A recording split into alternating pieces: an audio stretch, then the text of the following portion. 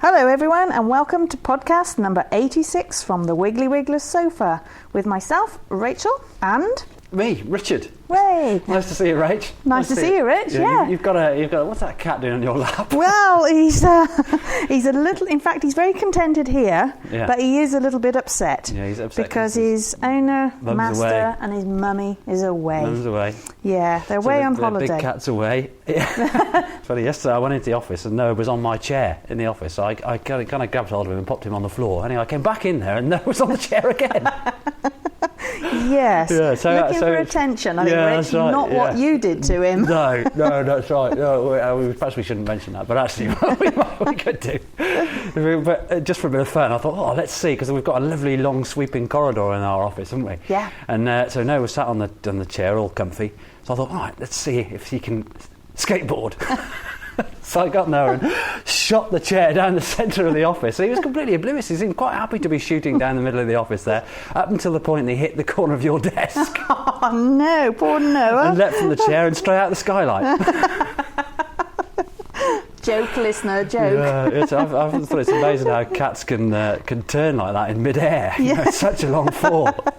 I don't think we should include this in the podcast. No, I was just thinking about the go. experience I had last September. If only I could turn like that. Yeah, he's a very mummy's cat, if you like. Yeah. When Heather and Farmer Phil are away, he is miserable, very miserable. He goes around the office whining and up here and whining. He does like attention. He's certainly getting it now anyway, isn't he? He's sitting here very contented because when I go, all he'll do is just go back down the office and whine again. So, so whether that's a Burmese trait or not, I don't know.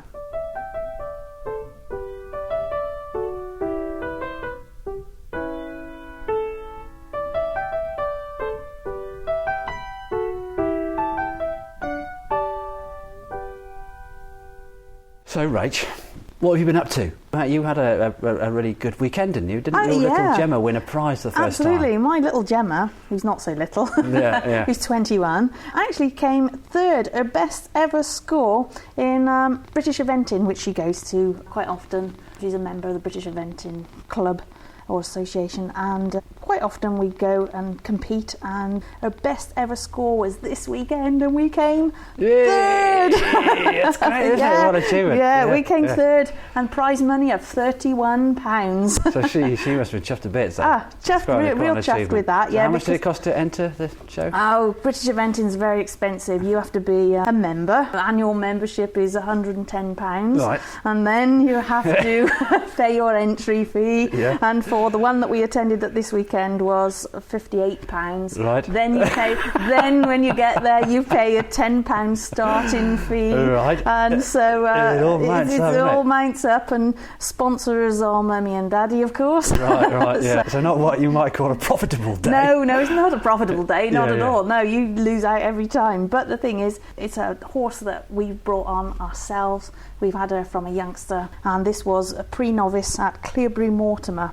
Right. In eventing, you do 3 elements. You do dressage, show jumping, and then you go around a cross-country course. Right.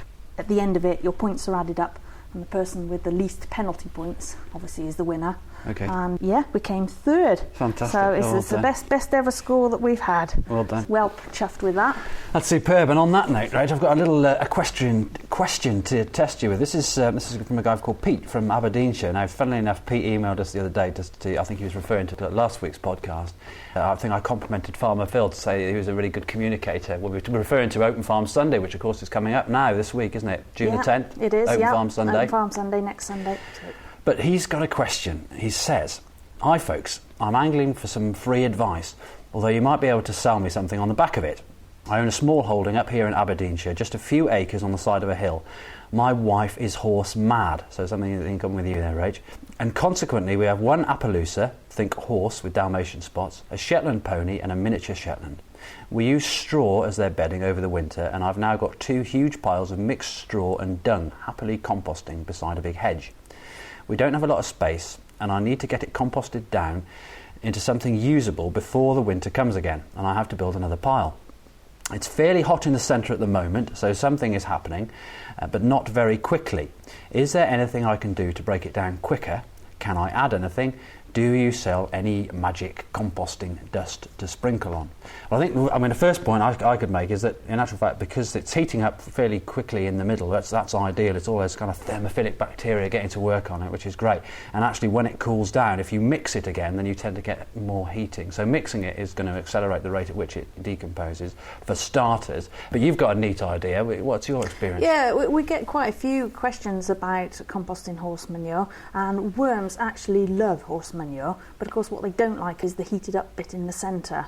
That doesn't suit them at all. So one of the best ways of composting it is to start a new fresh heap. I don't know, about 1 metre square, something like that. Put 1 kilo of worms into it. You can put them at various points around it. Don't have to put them all in one area, just split them up and put them in. And then when you're adding to your muck heap, add to the side of the muck heap, so you're drawing it one way, in effect. Right. So what happens then is the worms compost the original stuff that they started off in, then they're moving across always to the fresh waste that you're putting onto the side of the heap. Right, okay. And so they're helping to stop it from heating up, really, by going to the fresh waste all the time. They'll leave behind the first stuff that you started off with, which is really nice composted horse manure, which can be spread back out onto the field again, which is really great. And then, of course, when you get so far, I don't know, say to the right, you then take the first bit away and then compost back. So you're zigzagging on the spot. Okay. And so that always works quite well. And I heard that at a conference that I went to in America, where they had quite a chat on horse manure heaps, because they have quite a few... It's exciting stuff. Yeah, you go really. You go I go to loads of highbrow events. I do indeed, absolutely. Well, I think that answers Pete's question anyway. And good luck with that. And the other thing I wanted to ask you, you've been saying that you've got blue tits nests in your garden, because this year I noticed on Spring Watch, Bill Oddie said that the blue tits have all hatched, they've all finished. And then in fact I've got blue tits nesting at home as well in my bat box. So a late brood, I think the first brood was taken by great spotted woodpeckers in another box, they managed to hammer the way through the nest, ate all the chicks, And you've got blue tits nesting at yours as well, still, haven't you? We have, we've got various bird boxes up, and each one of them this year has got a nest in. Sparrows, and one has got a blue tit family in there. Right. And my daughter Gemma is always climbing up the ladder just to see how they are, and I keep saying to her, stay away, because they don't like you, do they, messing about and looking in their box. But she said, I've got to know if they've hatched out. So up she goes up the ladder to have a look, and they've all hatched out now, and they are blue tits there. Right. But next to it we've got a big conifer hedge, and I know people don't like conifer hedges, but the birds that roost in that conifer hedge are just phenomenal. I think that's probably one of the few advantages of a conifer hedge. It probably is, the only thing that Leyland I do are probably, provide a good roosting space, quite a closely tight-knit barrier against wind and prevailing weather. So, but other than that, you're right. You should cut it down. Right? Yeah, absolutely. We will do it. And the amount of times a day, I don't know what the statistics are of how many times they go in and out feeding them, but you can look across there any time of day, and they are in and out, feeding. So, superb. It's a great sense of achievement. And in fact, this week, I did the same thing last year. Do you remember I went over to Frankie Devereux's to look at great tits? They had some great tits nesting in a cam box. And unfortunately, the mother bird got killed, probably by a sparrowhawk. Consequently, the eggs didn't hatch. And this year they've been really fortunate, and they've had great tits nesting in their bird box again, in the cam box, and the family's thriving, doing really, really well. So I went over there to do a little roving Ricardo interview, and spoke to Frankie about her tits, which is great. So that was a lovely day out. Good evening had by all. So here's Frankie and her tits. So for the benefit of the listener, we're watching a monitor, and it has 3 lovely little baby birds in it. And for those listeners who religiously listened to the Wiggly Podcast for the last 12, 14 months, I finally got around to seeing Frankie's tits. And they're great tits. They're great tits. And but it's nice to come out. So because you guys, I came over to see you. About this time last year, I guess, wasn't it, in Hereford? Yeah. And you had a cam box, and you said, come over, because you've got a great blog, haven't you? A fantastic blog. The Veg Cottage blog now. It's changed a bit, but Yeah. So the birds go on there. So, there's Mum. Look at those mouths. The volume goes up when the parent comes in. There we go, she's off. Great. They'll go quiet again. They're gorgeous, aren't they? They're gorgeous. Because last year they didn't live, the blue tits that we wanted to look at, they didn't live, did they? Well, I've actually got the nest here. There we go. Oh, wow. There's the nest. They're about 11 little eggs. Tiny little eggs. That's amazing. So that's the nest from last year's cam box? That tiny little nest, yeah, that's from the box last year. Because when we moved house, we had to take the box down. Oh, right. And I took it out, and they're still intact. That's amazing. So all those little eggs as well. So that little bird laid all those eggs. Yeah.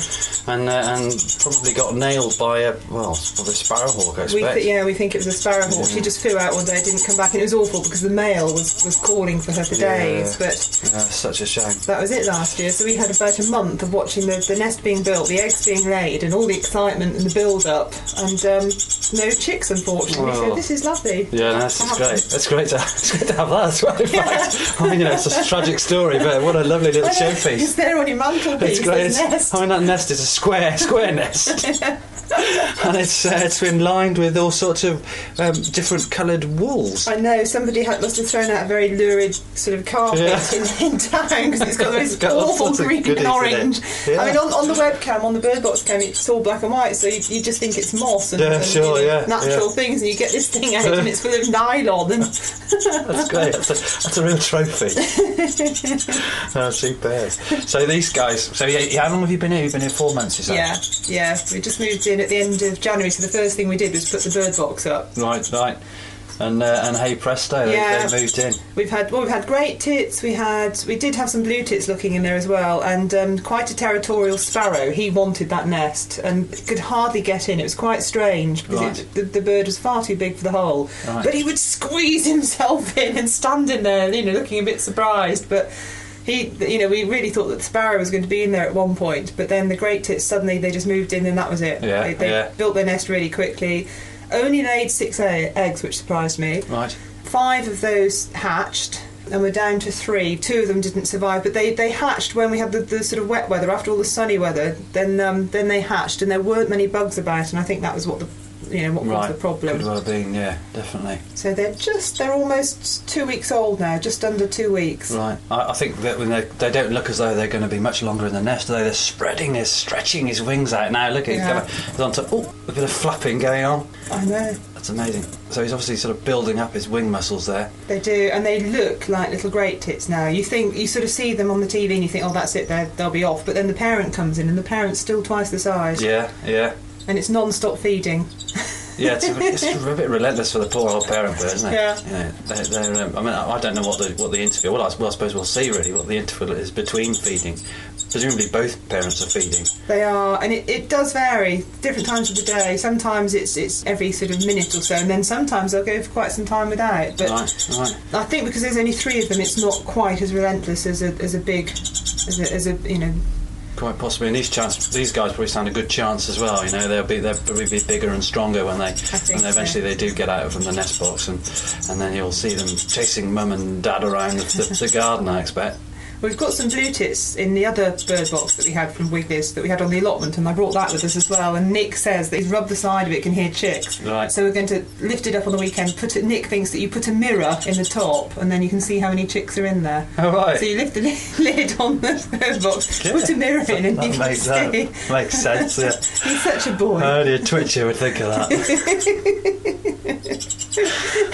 And I'd be there with my camera for the blog. Yeah, absolutely. Superb. Oh, brilliant. Oh, that's a real treat. I'm glad I've come over anyway. I'm glad this kind of all worked out. So, they're lovely. They're just cute little blokes. They're just delightful to watch.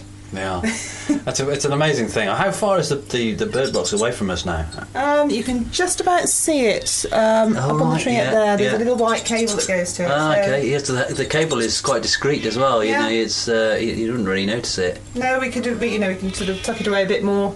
The cat's meowing now as well. She's noticed the bird. There's a great tip feeding on the nuts as well out there. Do the parents' bird feed on the nuts to take them to chicks at all? No, we've never seen them. It's always something alive, wiggling, either a worm or moths and things they bring in. That's a bit strange because you can see them. They look huge on the TV screen flapping away. Yeah. But we've never actually seen them. I mean, the nuts are in a feeder, so they can't actually get a whole nut out. Right. It's interesting, isn't it? Because there was a consensus at one time that baby birds would be choked because if if people were feeding peanuts in the springtime, the parents would take these whole nuts back to the chicks, and then the chicks would choke. But no. I mean, even the seed-feeding birds, like goldfish and stuff, they still feed their young on insects, don't they? Really? Yeah. There's plenty of nuts around, but we've never seen them on here do it. What they have fed the young is we had a fat ball thing. And we noticed the robin was doing that. The robin was constantly on the fat, then feeding the young. When the young had fledged, he was feeding them the fat from the fat ball. So we've stopped doing that now. But the nuts, no, we've not had a problem at all. It's always something wiggling and sort of writhing about. Oh, super! Oh, that's great. Well, I'm really glad it's worked out. Anyway, I'm glad I've come over, and thanks for that. And can you just remind us what the address for your blog is? Do you know? I know it's called Veg Cottage, but I can't. It used to be allotment21.blogspot.com, right? And you can get onto the new one from that. But the new one has got them. Because blogs are becoming so popular now, everyone's sort of all the names have gone. So I can't remember what their web address is. I'm useless on that, so I just go to allotment21.blogspot.com, and then there's a link from that to the new one. Because now we don't have the allotment anymore, it's all about the garden. Well, it's supposed to be about the garden, it's ended up being more about the birds. Yeah, well, it's all part and parcel, isn't it? Oh, fantastic. Cheers, Frankie, thank you for that. Thanks. Oh, that was really good, Rich. So what else have you been up to this week? Oh gosh, all sorts of things, a whole plethora of different things this week, Rach, but mainly the Hay Festival, because we were lucky enough to have the Hay Festival 11 miles up the road, which is great. Yeah. So I've been up there doing a few talks, a couple of talks a day, about gardening for wildlife, mainly about worms, I have to say, because that's what people are mainly interested in and they'll come along. But it's a great festival, you see some really interesting people up there. I went to see David Miliband, Mark Linus and Jeremy Leggett talk about various kind of sustainable issues. Mainly they were talking around sustainable energy use, the creation of energy rather than depending on fossil fuels. And I know we had Robin Page in, a few weeks ago, and Robin was talking about the pipeline. There's a little extract on here which we'll be able to listen to in a moment. But strangely enough, I was driving along the other day and I heard Daro Breen, I think he's called. He was stepping in for Steve right in the afternoon, and he'd been up to Hay, and he was saying about how the pipeline, a gas pipeline, which runs from Milford Haven right the way through the Herefordshire countryside, so that we can get gas from Malaysia that's shipped over from Malaysia. And he was saying, people were complaining about this pipeline. He said, what's the problem? What's the problem? It doesn't matter. It'll all grow back when the pipeline's grown. The pipeline has finished, rather. But he's missing the point, really. The point is, really, this is something that Mark Linus said when he was talking with David Miliband, that really what it's doing, it's making the next generation have a reliance on fossil fuels. And Jeremy Leggett then, of course, spoke up and said, well, yeah, of course, that's what it would do if we were going to be lucky enough to have fossil fuels for long enough to sustain the next generation. Where, of course, he's the great advocate. He talks about peak oil, and he said that really, chances are that oil's going to peak in the next 10 years. It's going to be far too expensive. Also, you've got ships coming across the ocean that have the most amazing target for terrorist attacks and whatnot. So the whole thing is completely unsustainable. So it's not that that the pipeline is destroying the countryside as such, because, of course, it will grow back. Those aren't the main issues. People really sort of miss the point. That was a really great debate. I wasn't really particularly inspired by David Miliband at all. In fact, he's such a politician, and you kind of get the feeling that nothing's going to change. He said about how the Labour government had reduced greenhouse gas emissions since they've been in. But of course, the greenhouse gas emissions, by and large, have gone down by 8%. But CO2 emissions, which is the main contributor, have gone up by 1.5% since the Labour government had come to power. So all these things, it's all sort of. The whole thing that David Miliband is full of rhetoric. Really, it's slightly unfortunate. He doesn't have any substance. I was really disappointed, totally disappointed. Politics, Rich. Politics. Yeah, it's such a shame, such a shame. Things aren't going to change. We need to make these changes in the next sort of 8 to 10 years. Otherwise we're all scuppered. Yeah. But anyway, should we listen to Robin Page? I know you've listened to Robin before. You went up to see him talk. Yep, I did. I saw him down in Cardiff just over 12 months ago at a talk that he gave, and he was very good. So let's listen to what he's got to say about the pipeline. Right, I'm really pleased that Robin's back again. Robin Page, really nice to have you with us. But there's something that's been bugging me, which I'm really pleased that you've come and sat on the Wiggly sofa so that I can ask you about it.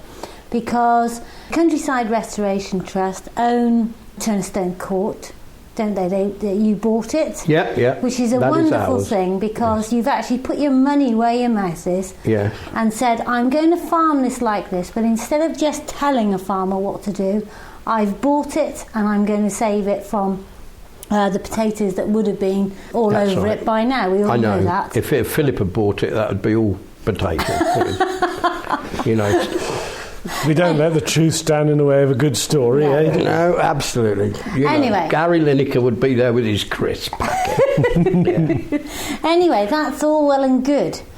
But I'm wondering about your attitude within farming and the community, especially when I read the Hereford Times, which says that Turneston Court Farm cannot possibly have a pipeline through it. And I wonder, how have you possibly come up with that idea when I think there's a lot of folk that don't agree with the gas line altogether? But putting that aside for just one moment, why is your farm any more special than anyone else's? And is it really because of the drains? Because the thing is, the drains were put in there to be progressive, and my father was a land drainage contractor and he drained the ground, and it's about progression. So how could you possibly say that? My drains are very progressive. The Turnestone drains are of great historical and archaeological importance to start with. Whether your father's drains are important, I don't know. Perhaps they will be in another 100 years. Yeah, who knows? The important thing is there are two main issues. One, will the pipeline arrive? Will it cross Turnestone? Yes, it will, because Big Brother has said it will. And you must see this pipeline in terms of the deal that Tony Blair signed with Malaysia. It was a political fix to please the Malaysians. Environmentally and economically, it is outrageous. To transport fuel to Britain from halfway round the world is balmy. And remember, this is our Green Prime Minister. We're Green for accepting this rubbish. It really is political playpen that he's in. And you must also remember too, and then it's not a swear word, Zeebrugge is a place in Belgium, is it? Apparently they have the gear to take this liquid natural gas, and they could then put it through the infrastructure already that exists into the east coast of Britain. And so why they haven't done that is a total mystery, and it's all bound up in this thing that Tony Blair signed, which actually gives the Malaysian government a share in the shipping and also in Milford Haven. And you must remember too that this pipeline, which they call a pipeline, it zigzags all about, and so they've done it as it is because it is going to store millions and millions of gallons or tons of this stuff, and it's going to stop them actually building great store chambers. So is your objection to the pipeline an objection to the pipeline, or an objection to the pipeline coming through your farm, NIMBY? I'm a NIMBY, of course I am, because I'm proud to be a NIMBY. Yeah. Not in my backyard, because my backyard is beautiful and it shouldn't come near my backyard, and people with backyards should actually protect their backyard, so I'm very proud to be a NIMBY. Realistically, if we take them to court and try and stop it, we'll be flattened, because we know it will go through regardless. We have said we want compensation.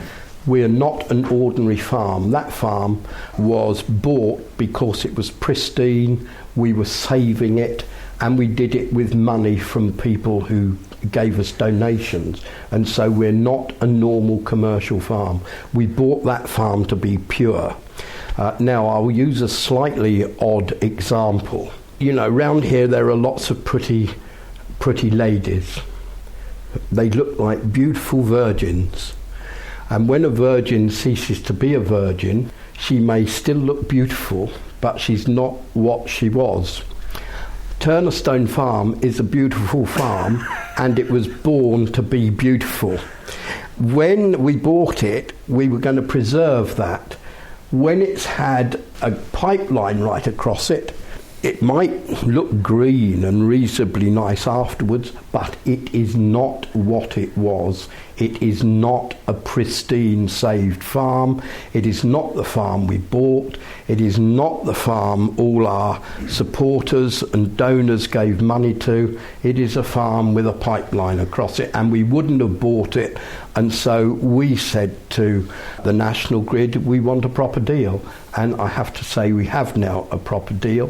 Thing is, why have you picked a point in time to preserve? Why have you decided? What moment in time have you picked? 1933, 1890. Why is that moment in time the one that you want? And why is that right? Why is it about preservation and conservation and not about actually sustainability and moving forward? Why is that? Drives me mad. Watch my lips. I am. And I bet you can't spell it. Biodiversity. We have saved that farm for biodiversity. There are lots of plant species there. There is an ancient sward that hundreds of years of grasses and grass populations and flower populations, it's taken generations and generations to develop that. And we think that that is important. From a biodiversity, wildlife point of view, very, very important, which when you add to the archaeology, it is even mega important, which when you add to the educational and visitor opportunities and the farming opportunities, make it a little gem. It is a gem that is good for the CRT. It is a gem for Herefordshire. Because if you look at the whole farm, we want schools going around it. We want people to see the biodiversity, to see it, smell it, feel it, see the farm working, see the flowers blooming, hear the birds singing. It sounds corny, but this is what we want. You don't want it. I'm disappointed with you, Heather, that you don't want that you want Italian ryegrass and you want dead fields. Oh yes, 2001, Blair's 21st century, is that what you want? Oh dear, you'd better go and stay with the Bee Gees. I think that's a little bit harsh, because actually you put words into my mouth, and what I would say to you is that guy who dug those drains, do you think that he wanted it to stay exactly as it was? No way. He dug those drains. Don't you wag your I will wag my finger. It's my podcast. You nasty, aggressive woman. He dug those drains to progress that farm. How come you can't progress and be sustainable? I don't want Italian ryegrass. I want us to have a sustainable community that is developing farming using technology and science and not stuck in the dark ages. Well, I hope you listen to this podcast, because you have just spoken a load of old tosh. And what we've got there is a farm that can move forward on old pasture in a beautiful area and of benefit to modern Herefordshire, because people will want to come and look and walk and see, and schools will want to come and learn, and they will be amazed at what is going on there. And you will be aware that the dear little water vole in the River Dore disappeared, and so you'll say, progress, keep it out, we don't want it back, no, this is fine, modern Britain. Actually, I won't say that. And look, let me put words into your mouth. I don't want you to. And so we're now getting the water voles back. That is fantastic. Presumably you're saying we're walking backwards because we're getting water voles that had gone back. Well, we've also got a lovely flower there called a meadow saxifrage, which is quite rare, and I want to get them back in large numbers too, and I expect that's a step backwards as well, because you and your Italian ryegrass, you sad woman. I want to ask a question, because I take the view that the sale of a farm like Turneston Court, the CRT have bought it and that's what they want to do with it, and that's fine. I'm wholly in favour of that. But I am interested that I think it was about 120 years ago that the chap dug the Trench Royal and put in your Turneston drains, as it were. Yeah. Presumably when he did that, he was at the cutting edge of technology. And I'm interested that when does things that we as land managers do, rightly or wrongly, at what point do they become things that are valuable to keep? rather than desecrations of the landscape. I'm not saying that what he's done is a desecration of the landscape. I'm just interested that if I push a hedge out or plant a hedge today, at what point is that significant archaeologically, positively or negatively? In his day, I expect that the local neighbourhood said, what the hell is he doing? He's laid waste to that strip across the middle of that farm. He's dug a big ditch and there's water going in funny places. He doesn't know what he's on about. And then obviously history has shown that in a wet and heavy area of the Dore Valley, he actually did know what he was doing about, and it was actually probably quite a good thing. And now it's archaeologically significant, and I'm interested to know at what point you go from being one to the other. First of all, you learn from history, and so leave his stuff there, I think, is a learning process for us. And those old wet meadows and floodings, that is all historical and interesting. But we take it a stage further, and I believe that by doing what we are doing, that we are still at the cutting edge of farming. Because at the basis of what we do, it is still how to farm with wildlife in the 21st century. And the sort of things that I would like us to actually develop at Turnestone in due course are things such as, in the east of England on cereal farms, we have grass margins. And those grass margins across fields and round fields are the reasons that we've got barn owls back and we've got the brown hare back. And I would actually like grass margins in grass fields or across grass fields, so that you actually have uncut grass edges to your meadows. And so the wildlife that is actually getting chewed up by machines or by cows or whatever has a chance to hang on. And so that you're actually bringing wildlife back to grass farming in a way that hasn't really been tried as far as I'm aware. And so to me, that is cutting edge farming, because we still want the farmer to make a profit, we still want him to make hay, we still want him to make silage as long as it's not too early, and we want to do other things and experiment in grass fields and in pasture farms, so that you get grasshoppers, that you get meadow saxifrage, and then you've got areas for your curlews, and so you're actually then presenting the person who buys food with food from a wildlife friendly farm. And then the challenge is, how do you sell that produce at a premium?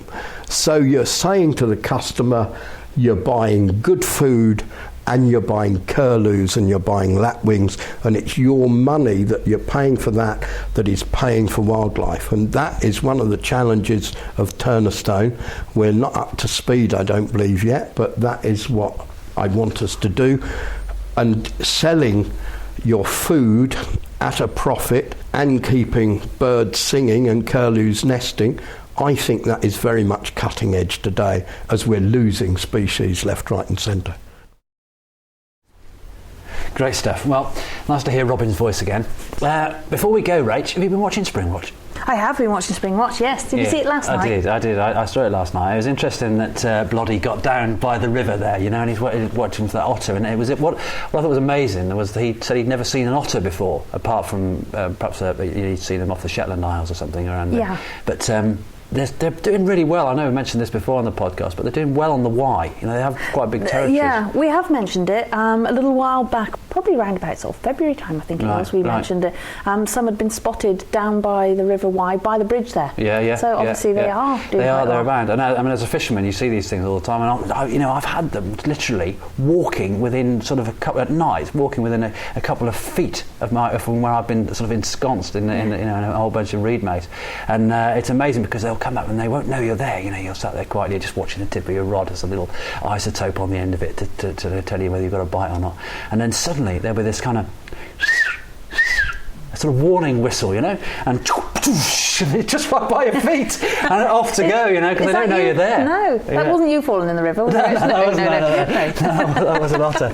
So, okay. But it was funny last night. You know, you got down. It was kind of having sort of multiple orgasms, wasn't it? Really, great. Seeing this otter, which is great. But I do quite like Springwatch. I love it. I think it's Doesn't your great. Mike like Springwatch as well? Oh God, it is very humble at seeing Kate Humble. Kate Humble is his thing for the evening. Yeah, did you say the only bird he watches it for? The only bird he watches it is for Kate Humble. Yeah. And like the owls ate one another last night, he could have eaten Kate Humble. What do you think of that? Yeah. That's pretty amazing, isn't it? I mean, nature is cruel, you know. Nature's so cruel, isn't it? It was a bit surreal, wasn't it? There was 3 nests on there, which they'd had a bit of cannibalism had gone on in each one, hadn't it? Yeah. I mean, that's it's a great technique for survival, I suppose. You know, if mum can't go out hunting because it's too wet, then eat your siblings. It makes perfect sense. I think there's. You think I'm the size I think there are lessons to be learned from that in a human society. Yeah, absolutely. Fantastic. So, is it on tonight again? It is on. I think it's on every evening during the weekdays. Right. But it is a good programme because it brings into your home nature. It does. And it brings into everybody's home nature. I think it's a good, because even though we're carrot crunchers, we're real bumpkins. There are things that I often learn from watching it. You do pick things up all the time. Yeah. It's really worth watching, but it is kind of entertaining. I mean, having said that, if some instances you're better off being outside and watching things for real rather than watching the box. Absolutely. But it was great last night. Superb. Yeah. Well, Mike was inspired to put up an owl box from it last night. So, that's there you are. Yeah, so that's brilliant. A good thing. Oh, good on him. Yeah, good on him. That's great. I wonder what Inspire Farmer Phil to put up an owl box.